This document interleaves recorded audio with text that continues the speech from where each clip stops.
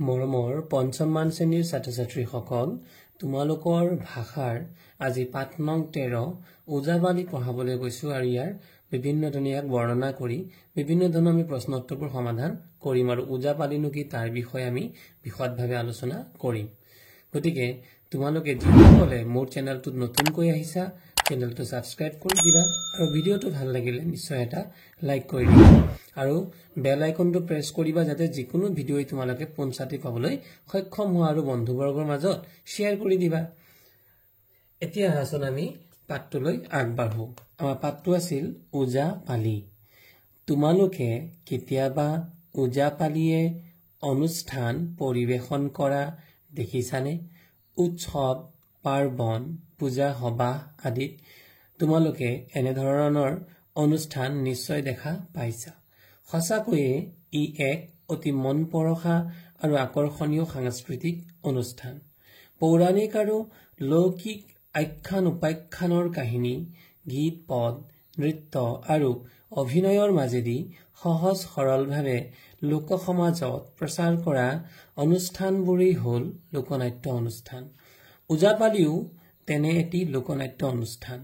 আমাৰ ৰাজ্যত এই ওজাপালি কেইবাশ বছৰৰ আগৰ পৰা চলি আহিছে। বেদ পুৰাণ ৰামায়ণ মহাভাৰত আদিত থকা আখ্যান উপাখ্যানৰ মূল কাহিনী ভাৱক গীত পদ নৃত্য আৰু অভিনয়ৰ জৰিয়তে ওজাপালিয়ে দৰ্শকৰ আগত দাঙি ধৰে। গতিকে মৰমৰ ছাত্ৰ ছাত্ৰীসকল তোমালোকে চোৱাচোন, ইয়াত এটা চিত্ৰ দিয়া আছে আৰু এই চিত্ৰটোত যিসকল লোক ইয়াত আছে তেওঁলোকেই হৈছে ওজাপালি। ইয়াত কি কোৱা হৈছে যে বিয়া সবাহ বা পূজা পাৰ্বণ উৎসৱ আদিত এক ধৰণৰ বিশেষ লোকনাট্য অনুষ্ঠান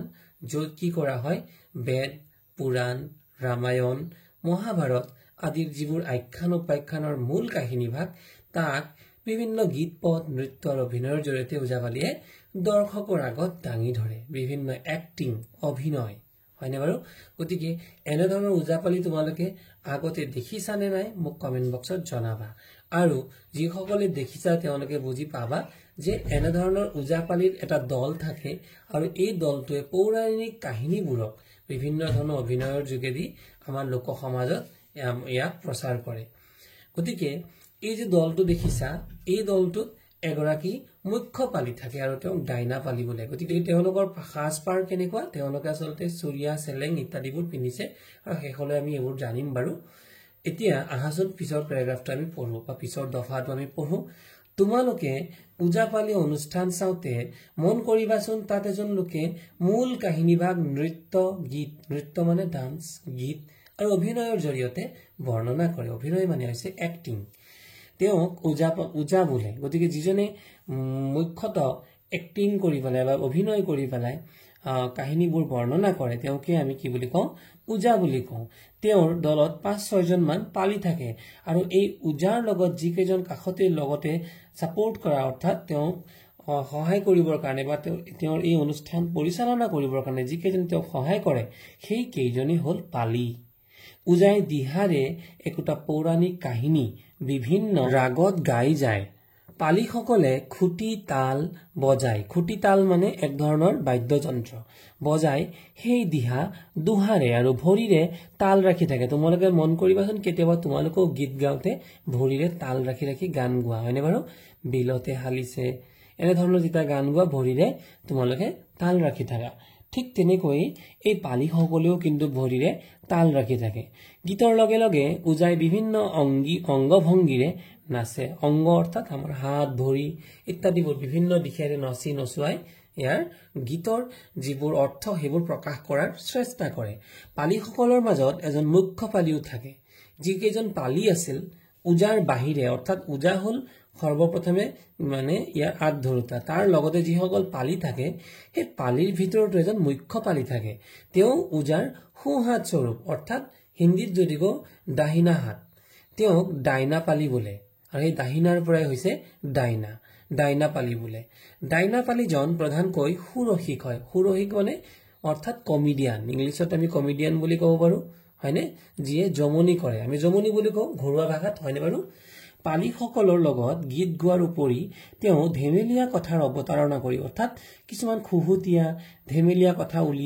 উলিয়াই পেলাই ৰাইজক হহুৱায় আৰু এই ধেমেলীয়া কথাৰ চলৰে আমাৰ তত্ত্ব কথাবোৰ তেওঁলোকে প্ৰকাশ কৰে অৱতাৰণা কৰি হাস্যৰ ৰসৰ সৃষ্টি কৰে অৰ্থাৎ মানুহে হাঁহিবলৈ বাধ্য হয় সময়ে সময়ে তেওঁ ওজাৰ সৈতে কথোপকথনত ভাগ লয় উজাই যে কথাবোৰ কয় সেই কথাত কিন্তু তেওঁ লগেও সঁহাৰি দিয়ে বা ভাগ লয় আৰু আখ্যানৰ জটিল কথাবোৰ ঘৰুৱাভাৱে দৰ্শকৰ সন্মুখত দাঙি ধৰে গতিকে ওজাপালিয়ে পৰিধান কৰা সাজপাৰ অতি সাধাৰণ আমি ইতিমধ্যে দেখিছো ওজাপালিয়ে কেনেধৰণৰ বস্ত্ৰ বা সাজপাৰ পিন্ধিছে সকলো সদস্যই চুৰিয়া চোলা পিন্ধে চুৰিয়া চোলা আৰু ডিঙিত চেলেং লয় কেৱল উজাই মূৰত পাগুৰি মাৰে পালিসকলে সোঁহাতত একজোৰ খুঁটিডাল মেৰিয়াই লয় গতিকে এইজন হৈছে উজা গতিকে এই উজাৰ ডিঙিত কি পিন্ধিছে দেখিছেনে এই ডিঙিত পিন্ধা সাজযোৰে হৈছে চেলেং হয়নে বাৰু সোঁহাতত গতিকে চেলেং লয় আৰু এই যে পিন্ধা যি চুৰিয়া আৰু চোলা গতিকে এইটো হৈছে চোলা আৰু তলত ধুতিৰ দৰে পিন্ধা কাপোৰযোৰে হৈছে চুৰিয়া ওজাপালি কেইবা প্ৰকাৰৰ আছে গতিকে এই যে কেইবা প্ৰকাৰৰো সেই কেইবা প্ৰকাৰ কিন্তু তোমালোকে মনত ৰাখিব লাগিব কাৰণ ইয়াৰ পৰা পৰীক্ষাত প্ৰশ্ন দিয়ে ইয়াৰ ভিতৰত শুকনান্নী বা শুক নাৰায়ণী গোৱা ওজাপালি প্ৰথমটো দ্বিতীয়টো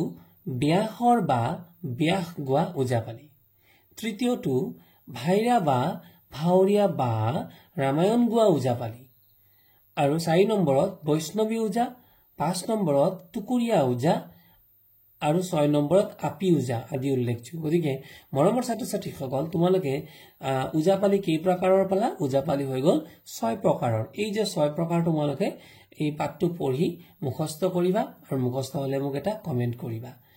মহাপুৰুষ শংকৰদেৱেও নৱবৈষ্ণৱ ধৰ্ম প্ৰচাৰৰ অৰ্থে মাজে সময়ে ওজাপালিৰ সহায় লৈছিল আমাৰ শংকৰ গুৰুজনা আমাৰ গোটেই অসমত একতাৰ এনাজৰীৰে নৱবৈষ্ণৱ ধৰ্ম প্ৰচাৰ কৰিছিল গোটেই অসমক এটা একছত্ৰৰে একতাৰ এনাজৰীৰে বান্ধি পেলাইছিল আৰু আমাৰ ক্ষত্ৰ নামঘৰ ইত্যাদি প্ৰতিষ্ঠা কৰিছিল আৰু এইবোৰৰ অৰ্থে তেওঁ ওজাপালি এই যে নৱবৈষ্ণৱ ধৰ্ম প্ৰচাৰৰ বাবে ওজাপালিৰ সহায় লৈছিল তেতিয়াৰে পৰা অসমৰ সত্ৰসমূহত ওজাপালি নৃত্য প্ৰচলিত হৈ আহিছে গতিকে সত্ৰসমূহতো কিন্তু ওজাপালি নৃত্য প্ৰচলিত আছে সকলো প্ৰকাৰৰ ওজাপালিয়ে আমাৰ লোক সমাজত ধৰ্মীয় শিক্ষাৰ লগতে নৈতিক শিক্ষাও প্ৰচাৰ কৰি আহিছে ধৰ্মীয় শিক্ষাও দিয়ে আৰু নৈতিক শিক্ষা নীতি শিক্ষা প্ৰচাৰ কৰে এনেদৰে ওজাপালিৰ নিচিনা লোকনাট্য অনুষ্ঠানে অসমীয়া সাহিত্য সংস্কৃতিৰ ভঁৰাল চহকী কৰিছে তলত শুকনান্নী উজাই গোৱা পদৰ এটি নমুনা দিয়া হৈছে তোমালোকে কোনো জনা লোকৰ সহায়ত গাবলৈ শিকিবা গতিকে মৰমৰ ছাত্ৰ ছাত্ৰীসকল মই অকমান গাবলৈ চেষ্টা কৰিছো 100% শুদ্ধ নহলেও মই অলপ গাই দিবলৈ যত্ন কৰিম দিহা দাৰুণ বিধি কি লেখিলা আমাৰ কপালে দাৰুণ বিধি কি লেখিলা মৰে পদ প্ৰভু প্ৰভু বুলি বেহুলা ডাক সাৰি বোলে ডাক দিলা দেৱ সবে মেৰৰ উপৰে নাকান্দা তুমি বেহুলা সুন্দৰী অৱশ্যে পাইবা লখাইক গৈলে দেৱপুৰী দেৱকন বচন বেউলা নুশুনিল কাণে হা প্ৰভু বুলি বেউলাই কান্দে না হইল মাছ পক্ষ দিন অষ্ট চাৰি কাল ৰাত্ৰিত পদ্মাৱতী মুখ কৈল বাৰী বিষাদ ভাৰিয়া বেউলা কৰয় ক্ৰন্দন শুনিতে উপজি দুখ শুনে জীৱাজন কোন দুখে প্ৰভু মোৰ হইল দৰিখন তুমি অবহীনে তুমি অবিহনে মই জিম কিবা কাৰণ হা প্ৰভু আমাক এৰি গইলা তুমি কোথা কোন দুখে মোৰ কৈল হে মন অৱস্থা গতিকে মৰমৰ ছাত্ৰ ছাত্ৰীসকল এয়া আছিল খুটিতাল গতিকে এয়া দিহা আৰু পদ গতিকে তোমালোকে যদি জনা লোকৰ পৰা ইয়াতকেও ভালকৈ গাবলৈ চেষ্টা কৰিবা ইয়াৰ পিছত মৰমৰ ছাত্ৰ ছাত্ৰীসকল আমি প্ৰশ্নবোৰ আলোচনা কৰিম ওজাপালি পাঠটোৰ প্ৰথমটি প্ৰশ্ন আছিল ওজাপালি কি গতিকে তোমালোকে ইতিমধ্যে কিছু হলেও বুজিছা যে পৌৰাণিক আৰু লৌকিক আখ্যান উপাখ্যানৰ কাহিনী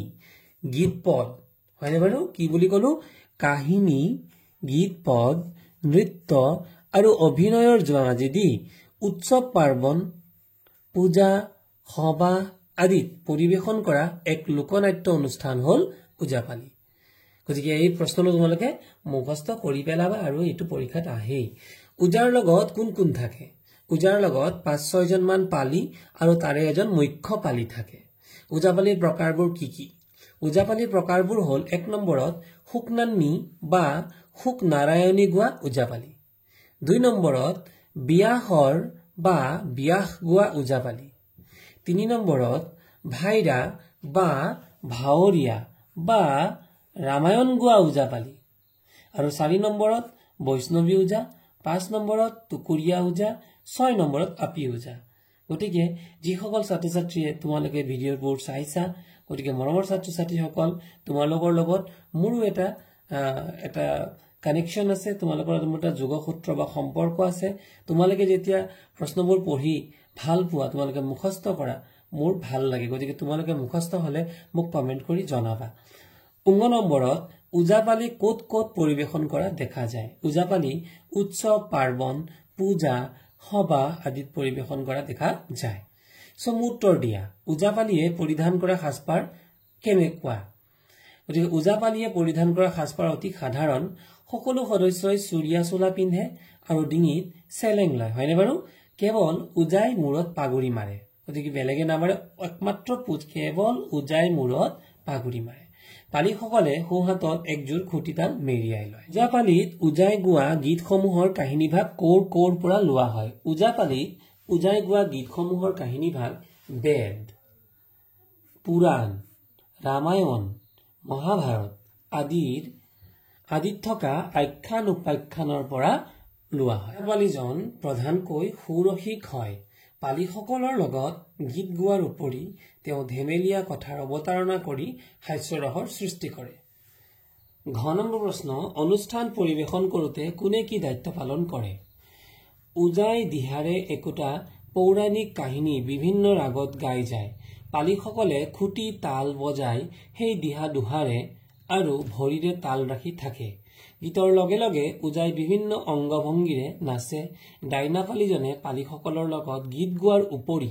ধেমেলীয়া কথাৰ অৱতাৰণা কৰি হাস্যৰসৰ সৃষ্টি কৰে সময়ে সময়ে উজাৰ সৈতে তেওঁ কথোপকথনত ভাগ লয় আৰু আখ্যানৰ জটিল কথাবোৰ ঘৰুৱাভাৱে দৰ্শকৰ সন্মুখত দাঙি ধৰে 9 নম্বৰ প্ৰশ্ন মহাপুৰুষ শংকৰদেৱে কিহৰ কাৰণে উজাপালিৰ সহায় লৈছিল মহাপুৰুষ শংকৰদেৱে নৱবৈষ্ণৱ ধৰ্ম প্ৰচাৰৰ অৰ্থে মাজে সময়ে উজাপালিৰ সহায় লৈছিল শব্দৰ লগত অৰ্থ মিলাও আহা দুহাৰে অৰ্থটো মিলাই দি আছে মানে পুনৰ গায় তাৰ পিছত সৌষ্ঠৱ মানে দুলাই মানে গতিকে দুলাই মানে কি দুলাই মানে হৈছে লৰাই লৰুৱা কাৰ্যকে দুলাই বুলি কয় আকৃষ্ট মানে হৈছে আকৰ্ষিত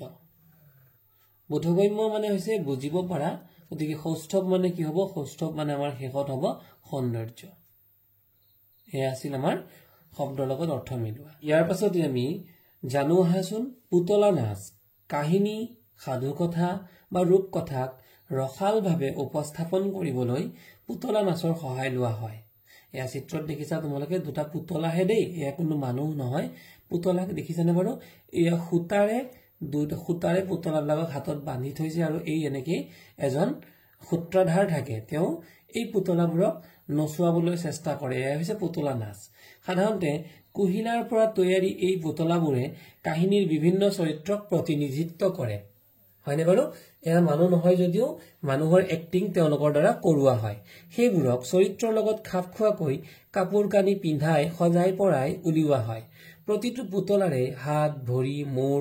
আদি কলা ৰঙৰ ৰছীৰে বান্ধি লোৱা হয় পুতলা নচুৱাবলৈ এখন সৰু মঞ্চ লাগে মঞ্চৰ পিছফালে এখন আৰ কাপোৰ থাকে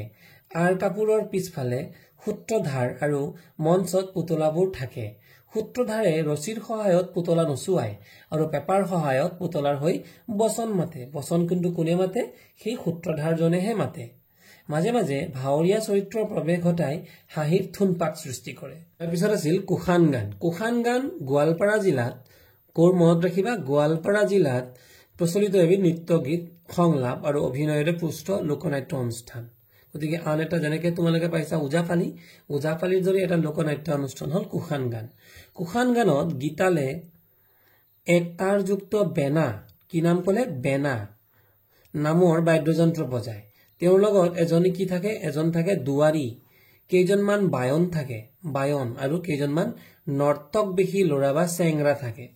ৰাইজৰ মাজত এডোখৰ ঠাইত এই শিল্পীসকলে ঘূৰণীয়া হৈ বহি লৈ অনুষ্ঠান পৰিবেশন কৰে কোখান গানত পৌৰাণিক আখ্যান নৃত্য গীতৰে অভিনয় কৰে দুৱাৰী আৰু চেংৰাৰ কথোপকথন নৃত্যৰ মাজত হাস্যৰসৰ কথাই প্ৰাধান্য লাভ কৰে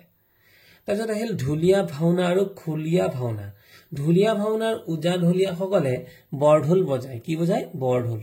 আৰু বিভিন্ন নৃত্য গীত অভিনয় কৰে তেওঁলোকৰ লগত একাধিক তালি থাকে তেওঁলোকে ধৰ্মীয় বিষয়বস্তুৰ লগত হাস্যৰসাত্মক বিষয় একোটি লৈ সমাজক আনন্দ দিয়ে খুলীয়া ভাওনাত ঢোলৰ খলনি খুল ব্যৱহাৰ কৰে এয়া হৈছে খুলীয়া ভাওনাৰ চিত্ৰ আৰু য'ত নেকি ঢোল বজোৱা হোৱা নাই খুলীয়া বজোৱা হৈছে হয়নে বাৰু আৰু কোখান গানত কি ব্যৱহাৰ কৰা হয় কোখান গানত আমাৰ ব্যৱহাৰ কৰা হয় বেনা এটা তাৰযুক্ত বাদ্যযন্ত্ৰ ঠিক আছে গতিকে মৰমৰ ছাত্ৰ-ছাত্ৰীসকল এই আছিল তোমালোকৰ ওজাপালি নামৰ পাঠটো আমি বৰ্ণনা কৰিলো আৰু প্ৰশ্ন উত্তৰবোৰ সমাধান কৰিলো যদি মোৰ ভিডিওটো ভাল লাগিছে তোমালোকে লাইক কৰি দিবা আৰু মোৰ লগত কমেন্টৰ দ্বাৰা তোমালোকে কথা পাতি থাকিবাচোন আৰু বন্ধুসকলৰ মাজত যদি ভিডিওটো পাৰা শেয়াৰ কৰি দিবা ঠিক আছে শুভৰাত্ৰি